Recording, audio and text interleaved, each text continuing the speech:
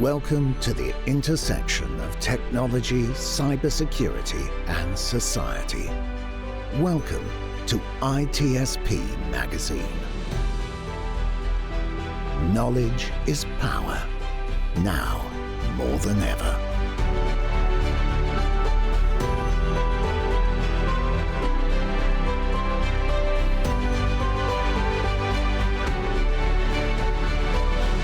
And hello, everybody. You're very welcome to a new episode of Redefining CyberSecurity here on the ITSPmagazine podcast network. This is Sean Martin, your host, where I get to talk to all kinds of cool people who are many times much smarter than myself, thankfully, and do a lot of research and have a lot of insights into things that help us run our businesses more securely, so we can not just protect the revenue that we generate, but to actually help the business grow and reach their growth objectives.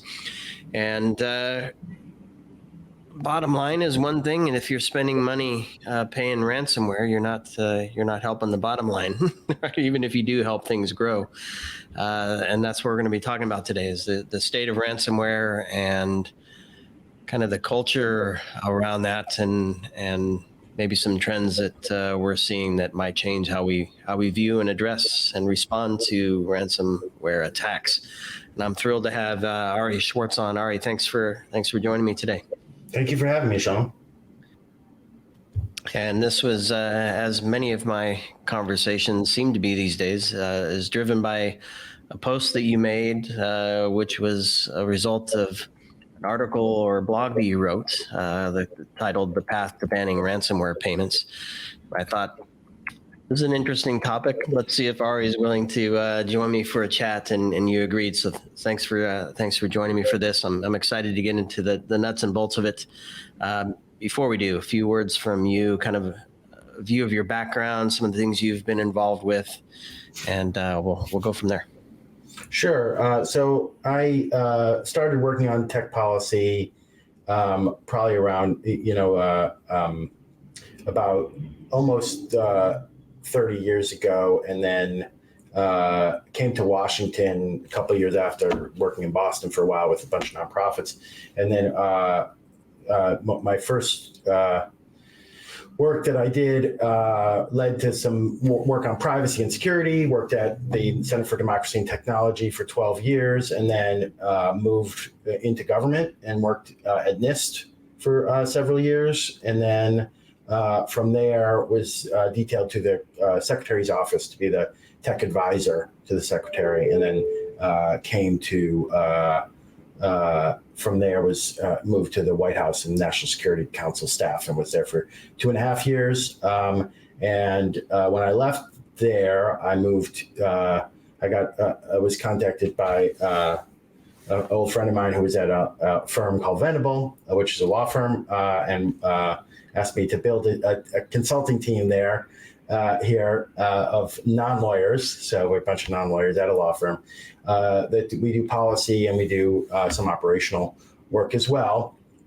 And, really pulling together lots of other companies and trying to come up with solutions in this space is part of what we do, as well as working with the clients of the firm and individual companies on their policies or processes. And so we, one of the groups that we worked with is the Institute for Security and Technology. They built this ransomware task force in 2020. It started around then, and we were active in that from the beginning. And one of the issues that came up there was ransomware payments. We had obviously working with a bunch of clients in this space already, knew a good deal about ransomware, at least how the payment side work and how people negotiated it, and how to work with insurance companies on it. Almost everyone at that point, I mean, that was like, as things were changing, almost everyone at that point was paying ransoms. And there was a viewpoint, from I think most of the people in the task force, like, we're not at the point where if you ban payment today, like, that would be a disaster for everybody. And I was certainly of that camp, but I did suggest that, it should be the goal of governments to get to the point where we could ban ransomware, right? Like payments of ransomware and ban ransom, so that people wouldn't be paying. And that should really be the goal.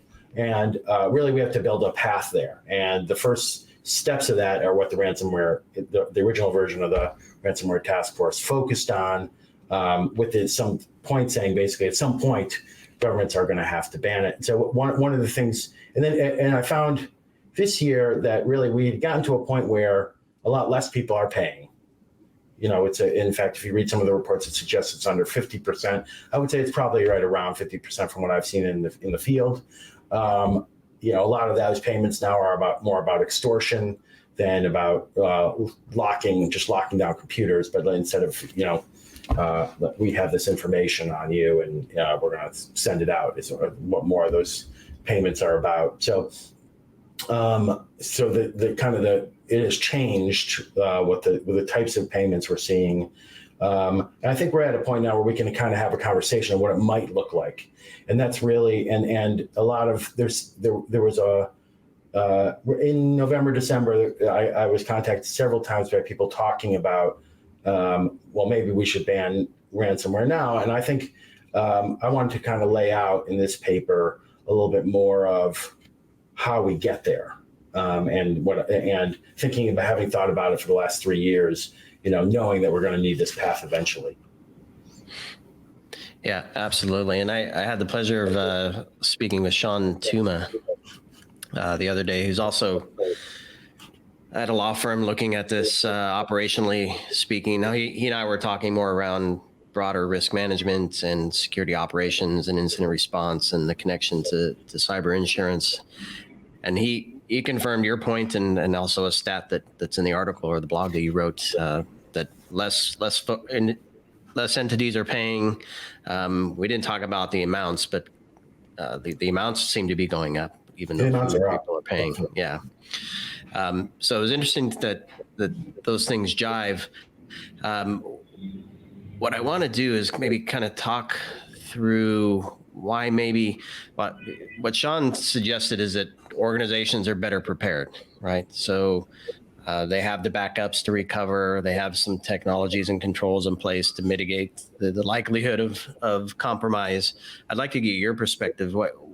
Why fewer are paying? Are they more prepared? And then what about the other half? I think they are more prepared. I think if people are more prepared, I think there has been a new focus from government and from private sector on combating ransomware. So there's a lot more information being shared about the threat actors and about their techniques, a lot more tools being built to stop the specific techniques that we saw in the past. So that's why you see a shift in the way that what the actors are doing. That we've seen some lot less reputable people, or people who in the bad guys are basically not honoring, not coming back, or so if you pay them, they can just come right back, right? And so we've seen some of that. We've seen cases where the keys don't work when you get them, even though you've paid for them, which may or may not be the fault of the bad guy. I mean, they might think they're giving you a key that works, but because of the changes that they've made in the technology over time, it doesn't work. So, I think we've seen some of that, and that kind of it plays into the decision making as well. But I do think there is better preparation. There's better backups. There's better segmentation, which plays into it too, where we see sometimes cases where customers say, well, if I only be losing all my old mail, I don't really care that much, right? I'm not going to pay that much money and run the risks of that for just my archived mail. So if you have segmentation, you get a little bit better results out of that. But backups obviously are key there too, and that's what Covert says in their report about this, is that the backups play a key role, and I think that's true too. So so I think that those are the main reasons. But again, people are still paying, so it's not as though it's 100% there, but it's gotten much better. So I think those 2 points, there's the economic, which kind of touched on, and there's I don't think we really said it directly, but the moral, and I'm looking at your imperatives that you wrote about. So clearly economic is a driver. People might just say, I have the backups and I'm not going to pay, or even if I don't recover, I'm just going to figure a different way out. Then there's the middle one of the national security imperative, which I don't know how many people care about that. Clearly, they're still paying. The imperatives are more why governments, because I think that from the private sector point of view, it's kind of like, well, we'll just work this out over time. Over time, it'll just drift down slowly. Let us continue to pay. We've basically we're moving in the right direction. It might take a while. We might never actually get to zero, but we can keep it at a low level. And I'm trying to say with this argument, like that governments are always going to feel the need to want to ban the payments. And there's 3 reasons for that. So the first one, the first one that I have listed is the moral imperative, right? And that idea is, as you pay, you're actually funding other people. You're funding the criminals, the other people to be victims of the crime, right? You're paying the bad guys to increase the crime, and so it is better for society to stop it in that way. And so if you think of what governments are there for, that's like just a basic tenet of what governments exist for, is to stop situations where we have that kind of moral imperative. And this is goes back to Immanuel Kant, right? So I got to use some things you learn in undergrad, right? There you go. I talk about the Kantian moral imperative, right? This is just a classic case of that, right? Where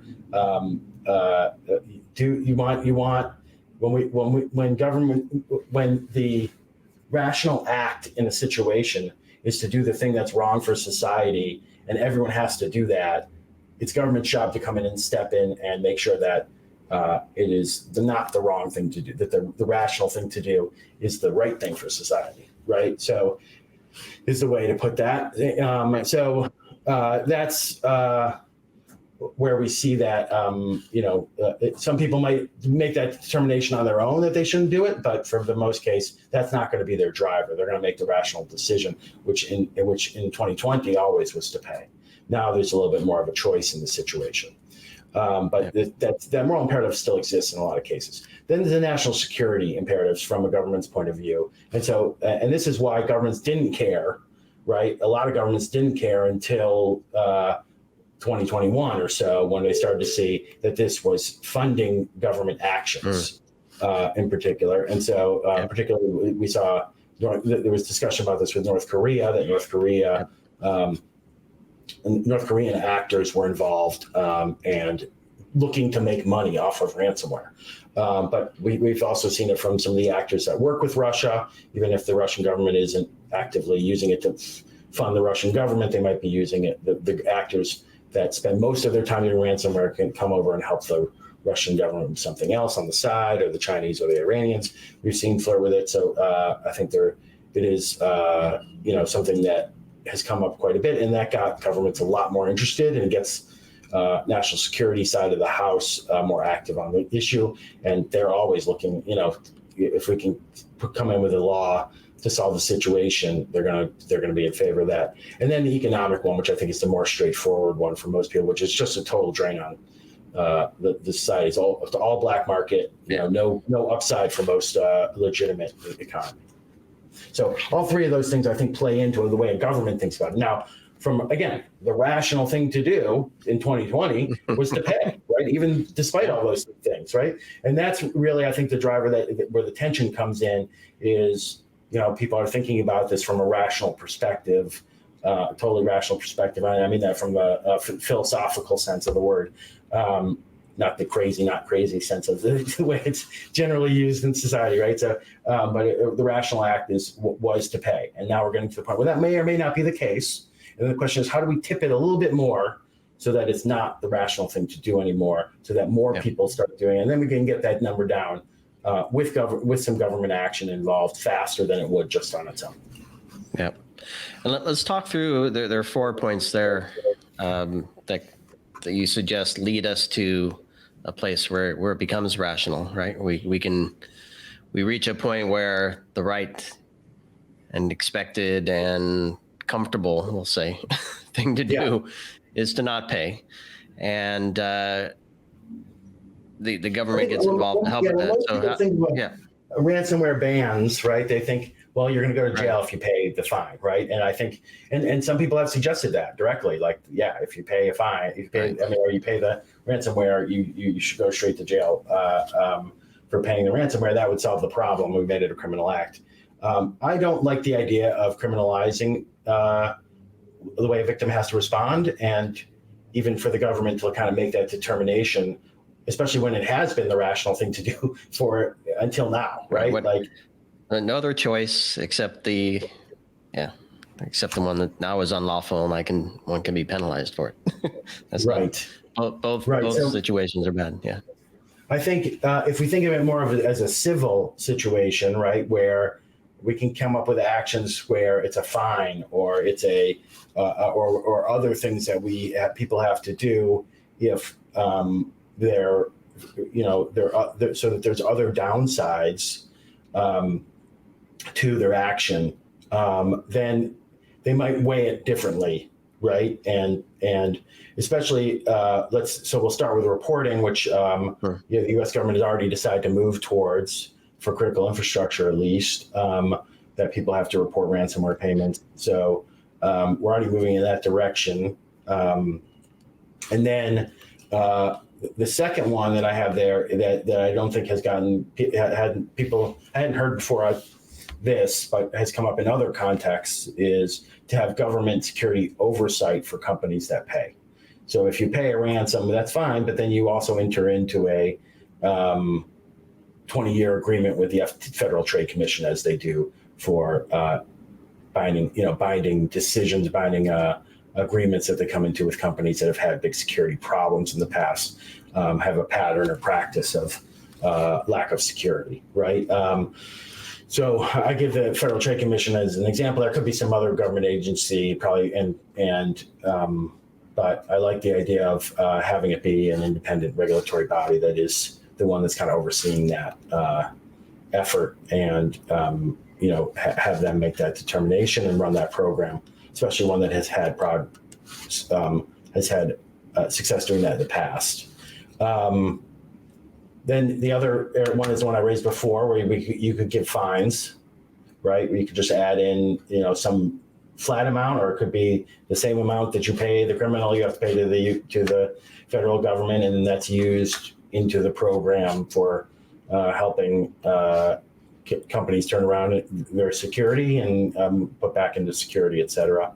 And then for criminal charges is the last one I have on there. And again, I don't like the idea of victimizing people. What I would say is, if you purposely tried to subvert this system, you weren't reporting it, and you were purposely trying to shove this underground, then it becomes a criminal case. So we're trying to get this all above board as much as we can, turn it more into a civil act, and et cetera. No, I'm going to raise this point. It's not in your list. I believe all four. Let me double check it. All four of those are, victim reports, victim gets oversight, victim pays fines, victim perhaps has criminal charges. I'm going to bring up a point that I've heard, I don't know, probably 15 years ago, maybe, at least 15 years ago, that I don't know if you know Jeremiah Grossman, pitched this idea or presented this idea or concept of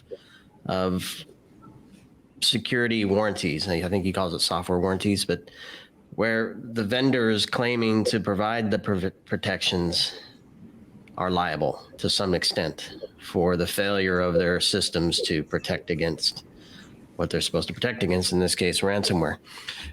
I'm wondering what your thoughts on that. I know it's not part of what you wrote about. Just any thoughts on how that fits in, perhaps, as a way to incentivize? There's actually an interesting effort right now in the federal government where they're having contractors that sell software to the U.S. government self-attest that their security does what they say it does, right, and meets certain security standards based on the NIST SSDF, right? So and so they're going to self-attest to that, and then that puts them on the hook for being liable just by saying under the Fraud Act of selling it to the government. You've said that this thing does what you say it does.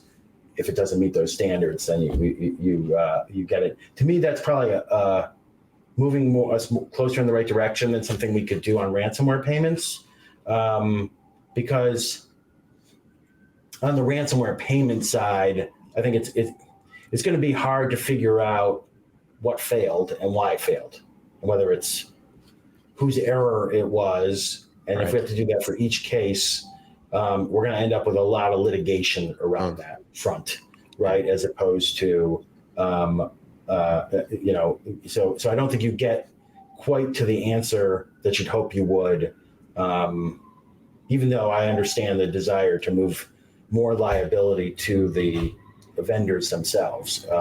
So I think, I would like to see more of a move towards us coming up with this, what the standards should be for software, and having the companies commit to those standards, and then holding them accountable for that separately from what happens to victims on the side of that. So the victims might be able to, have liability standards against the companies as well, but we're just trying to stop payments, right? That is the point. Is why don't you take you have a choice. You should. Yep. You have a choice to protect yourself better and have levels of resilience, and you have a choice of once you get hit, like do you fight or do you not fight?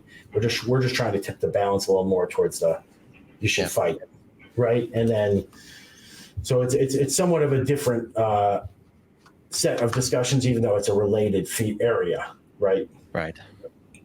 Yeah, so I have two burning questions. One is in relation to the standards and perhaps audits and certifications and whatnot, which I think might fit into the last point of your article in terms of exceptions. And there's probably more to it than what I'm thinking of there. And then the other is the role of cyber insurance in this equation. Do you have any thoughts there? On the standard side as well. On the standard side, I think you look at the NIST cybersecurity framework and what profile would be for each sector, and then have them work off of that. Like we've seen the FTC promote that idea in the past in these kind of situations. I think that's probably the direction that I would put it toward, but I think we want to leave it open, as time goes on, if these change. So I would leave it open to the FTC to kind of make that determination. But I personally lean towards the idea of continuing down the path that they've already started on, and working with the NIST cybersecurity framework, which has generally been embraced for these kind of situations. And then they actually have a ransomware profile under the NIST cybersecurity framework. So you could just focus on the NIST, on the ransomware profile, right, which works for any industry. And then on insurance, I did leave that question out. I think that it's still a very good one. I sort of, the more talking to some of the insurance companies after I published it, I've sort of gone back and forth a little bit about what the role should be. So I think there is a question as to whether you say, I think one thing we want to be sure of is that insurance doesn't cover everything involved here, that the insurance isn't paying the government in particular, right? So maybe I was thinking, my first thought was we could have the insurance, you could still get insurance to cover the payment to the bad actor, right? Even though we consider it to be illegal in a civil sense, you could still get a coverage to do that if you need it. I think we could also, but I think there's another approach to it too, where you say that the exemption is given in a case-by-case basis, and it's based on loss of life or major economic harm, right? And the government is making a determination about whether you would have loss of life or major economic harm. And then you could say, well, in those cases, companies that might be in those situations could get insurance, but they would have to get the approval of the government in order to get the insurance, which I think would be, that makes that insurance rarely used, but it does give people, in super terrible situations, the ability to get it paid for. So I'm still between those two kind of viewpoints on like how does insurance fit into this discussion. You don't want to be in the situation we were in 2020 where insurance was actually fueling ransomware growth. Right. I think later on that stopped, and now we don't see that as much. But you don't want to be. I think we do worry about everything being paid for by being able to be paid for by the insurance company. But the insurance companies made it harder to get paid back recently, and which is another reason people have gone away from paying. So. Yep. Now this wild idea, and I don't know if you have thoughts on it or not, but perhaps the direct payment, where the decision to make the payment by the organization or by the victim might, to your points earlier, it's right now it's the rational thing to do to make the payment to get out of the mess. Perhaps if there's an intermediary that helps make that decision. I don't know if that's a commercial entity. I don't know that I want to suggest that, but perhaps there's a government entity that's the intermediary. At least then they can see what's going on and who the actors are and what the impact might be and help make the decision. Any thoughts on that? Yeah, I mean, so there have been these intermediaries that have worked to negotiate the payments. And there's been some concern about those intermediaries. There's been some that have thought to have been too close to the bad actors and like grown too close to them and like worked out deals with them. I haven't seen that from my side. The ones that we work with are very professional and actually definitely help bring down the prices in the ransoms and tell people, give people a lot of comfort about the steps that they're taking because they see so many of these and they know who the bad actors are. So I actually think they help, but there has been some discussion about sort of certifying those kind of actors, making sure that they're actually working on behalf of the folks involved, which I think is part of this. But I think I was thinking more from if the government, I'll just say the government, so having a view into all of that. So more than we made the payment and now we have to report. I'm thinking if they can be involved during the process, during negotiation, or even before payments made, they can learn a ton, perhaps, to help drive. That's true. I think that's a possibility. It would have to be spelled out a little bit more what kind of cases they get involved, because there are a lot of them. And then the question is, if they're forced to respond to all of them, you're ending up with a very large bureaucracy around something that we're hoping to make go away. So, exactly. Which it's hard. And then the bureaucracies look for things to do after they exist. You don't want a zombie bureaucity around there for trying to put them out. We have to keep our jobs and keep our budget. Yeah, exactly. So I think that I like the idea of them responding to the reporting afterwards, using the reporting to do that. But if we really feel that the best way to stop it, and that might be a good approach. So what are some of the cases where an exception might be made, assuming we get to a banned state?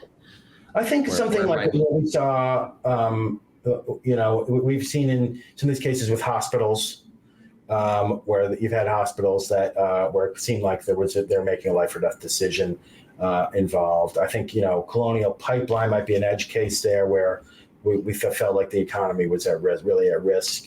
On that one in the past, you would. I don't think the government wanted to be involved in making that decision, and they left it all to the company to make that decision. If you're forced the government to get involved, it might actually be a better decision made in reviewing it. So whether they should pay or not. So I would prefer it to be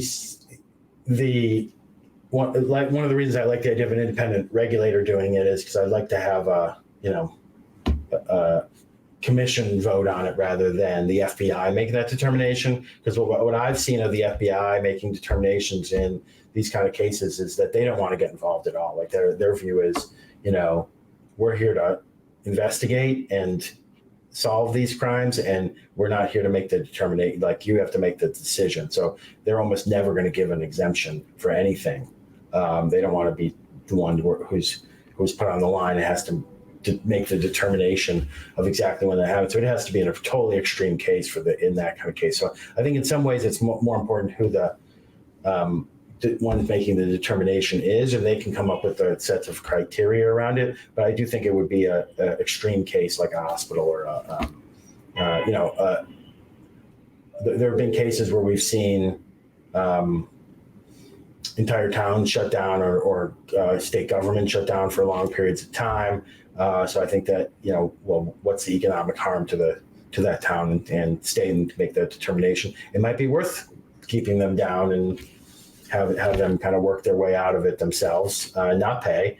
I think we've seen governments successfully do that. So, but we need to kind of. So I don't want to say in every one of those cases, but I think you want to have that kind of balance review. Yeah. The first thing comes to mind is if it's critical and they get the exception, they become an even bigger target because then the criminals know, well, those are the only ones that get to pay, so we may as well target them. You don't want to move it more towards life or death. I do think at that point, when you have had that happen to you, though, they better buck them up and make sure that they can withstand attacks in the future as well as. So for that reason, So I have a 3-part question to close here, Ari. How likely and when do you think a ban might happen? And what, if any, blockers exist that need to be removed in order for it to happen? I can start with those two if you want, and then I'll get the third. I think that eventually it will happen. I think countries will do it. I mean, we ban a similar situation as we ban payments to terrorists, kidnappings, payments to terrorism, right? And pretty much most countries do that at this point. So I think once you see one country start to do it and come up with a successful approach to it, there'll be dominoes. Other countries will pick up on that. So the question is more how long will that take? And I'm not totally sure, but I think probably within the next 3 to 5 years, we'll start to see countries come up with approaches on that. And then I think we need a law passed in this case for it to happen, because there's no one that really has the authority to do some of the things that I'm spelling out here. Even if it were that they did take the criminal ban, you would have to add it to the list of things that were already existed in that criminal statute. So I think you probably need legislation and go through Congress in the U.S. for sure. You see that at the federal level versus a state. I know some of the states have been aggressive for other things. Yeah, a state could do it. I think it would be sort of weird. It would. You can pay this in California, but you can't pay it in Oregon, right? That would be weird. But it is, and I think people probably would push, for interstate. So that it was unconstitutional because it's interstate commerce involved here. If they're more involved, based in more than one state. So, but I think they could do it. A state could do it. So, but I think generally speaking, a federal would be a lot more successful, especially for the types of things I'm talking about building a program. Yeah. Because those programs already exist in the federal level, and most states don't have something like that. Yeah. Makes sense. So a 2A question before I get to 3. And you mentioned other countries, and one flips, the other would likely follow. Have you seen actions in other countries on this front that are? I mean, I've heard folks from the UK talk about it. I think Australia has talked about it. Those are the two I think that have been the most active. I've heard politicians talk about it in those countries. I'm sure there have been some others as well that have raised it, though. Yeah, makes sense. All right, the third question for my listeners and watchers: what should they prepare for? I mean, obviously better protection, but 3 to 5 years. Let's assume this happens. What should they start preparing? Yeah, I think one thing is that's obvious is don't assume that your insurance is going to save you on this front. We've seen a lot of people who where insurance isn't paying now as much as they used to. So even if you've seen cases where insurance is paid in the past, like the rules have changed, and the fact that less people are paying now means insurance is probably going to start paying less, which is, in the larger society sense, is a good thing. But for your company, it means you got to do more risk mitigation beyond insurance, right? So, and I think getting a message up to folks that, you need to look for ransomware protection, and then also exercise for it. I think, and exercise your backups, right? People forget back up front that, you actually have to make sure that it works. To restore. Right? Yeah, you have to be able to restore, and not just that it copied over somewhere. So that we've seen a lot of failures on that front too. So I think those are the main sets, but segmentation, obviously, as I said before, too, being a big one in this regard too. So I think those are the kind of mitigating factors, and then just the general set cyber controls out there.